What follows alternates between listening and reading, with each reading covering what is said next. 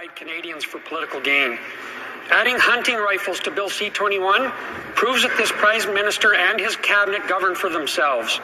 First Nations leaders from across our country are voicing their concerns with the sneaky and underhanded amendments to Bill C-21. Where was the consultation? Are constitutional rights to hunt and harvest for sustenance protected? Why is this Liberal government criminalizing a way of life? Every time questions like these are put to Liberals, they claim Conservatives are spreading misinformation.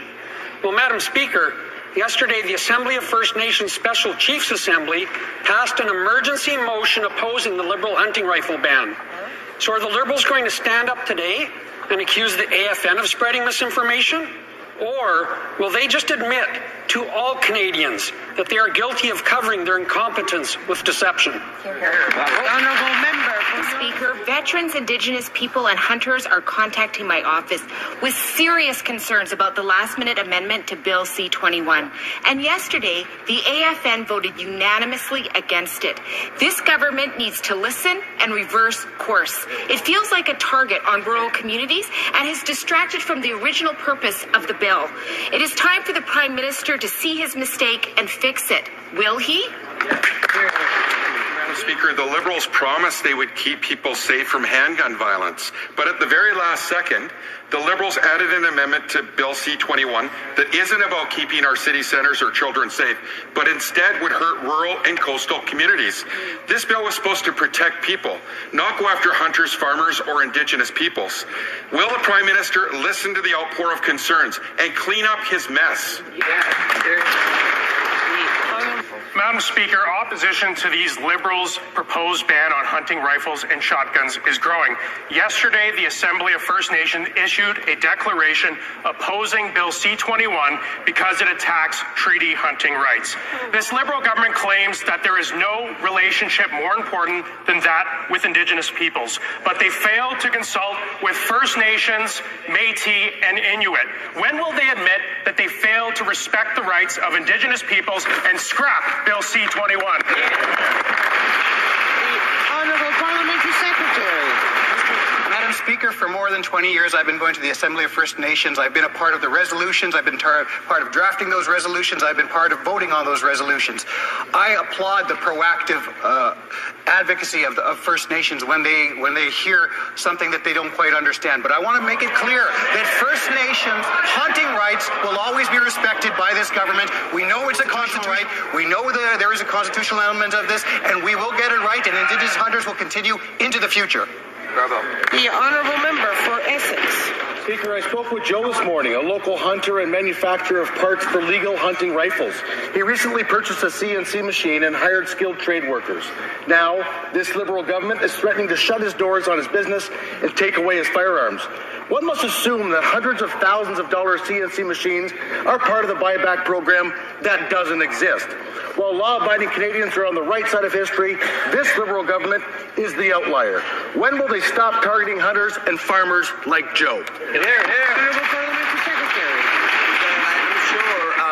That Joe would argue there is no place in our society for deadly military-style assault guns, the kind that were used for shooting at Polytechnique or the Quebec mass shooting, or most recently where two police officers were killed in South Simcoe. Speaker, we are not targeting lawful rifles that are used by hunters.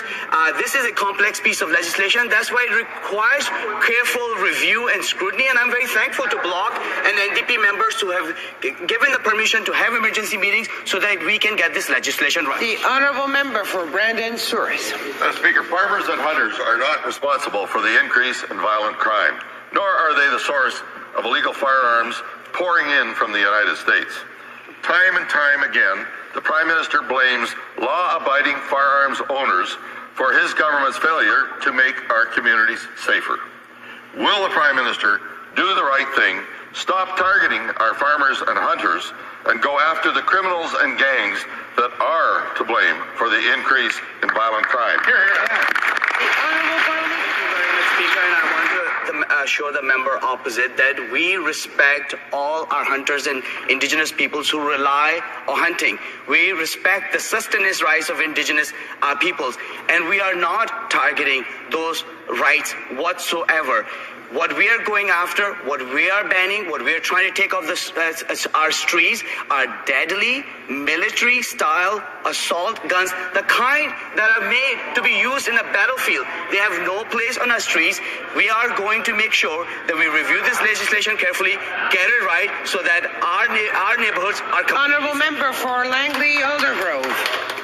Madam Speaker, Marissa from Langley shared with me recently her deep concern about the Liberal Party's direct attacks on hunters like herself and farmers and sport shooters. She also shared with me her concern about gun violence and urges me to support common sense gun controls. But in her own words, I can detect no sign of that in Bill C-21. So on behalf of Marissa and the hundreds of others who have written to me recently on this topic, when will this Liberal government stop targeting law-abiding hunters and farmers? Honourable Parliamentary Secretary.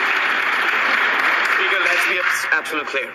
We are targeting deadly military-style assault guns that are made for battlefields. They have no place on our streets in any community, whether that is a rural community or urban community.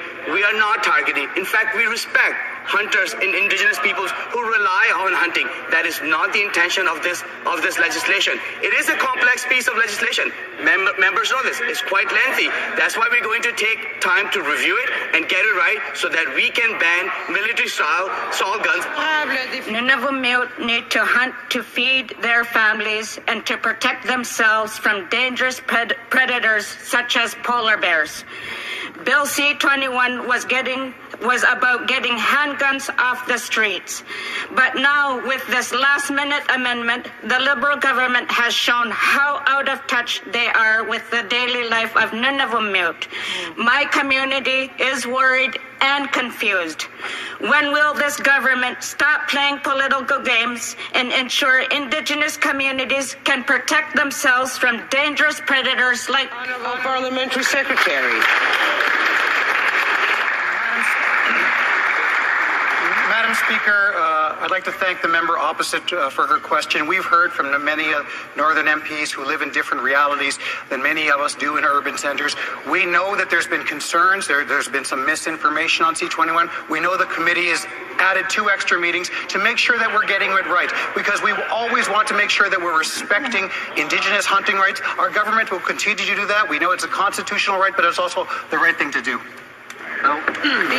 This is all the time we have for question period. Yes, the honourable member for Leeds, Grenville, Thousand Isles, Rideau Lakes. On a point of order. Just a point of order arising from question period. The member for North Island, Powell River, said during QP that it was the Liberals that were solely responsible for the mess of C-21, when in fact the NDP voted with the Liberals on time allocation.